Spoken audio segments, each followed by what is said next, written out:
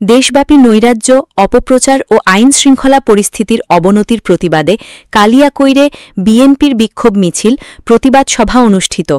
মোহাম্মদ দেলোয়ার হোসেনের পাঠানো তথ্য, ভিডিওচিত্রে দেখুন বিস্তারিত।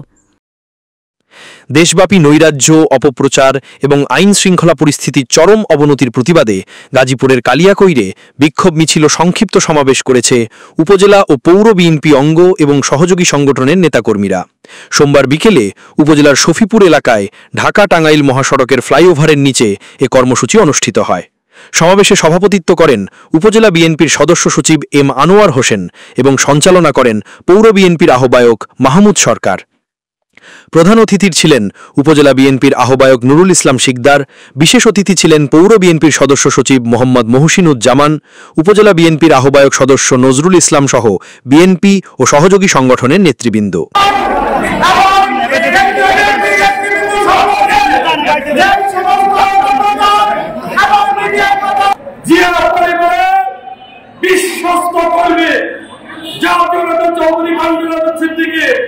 সুযোগ্য নেতৃত্ব ব্যারিস্টার ইশরাক আহমেদ সিদ্দিকী, বিশ্বস্ত পরিবারের নেতা জনাব ইশরাক আহমেদ সিদ্দিকী কালিয়াকৈরবাসীর উদ্দেশ্যে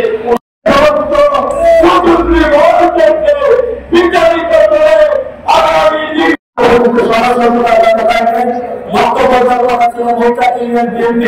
সাবেক সম্পাদক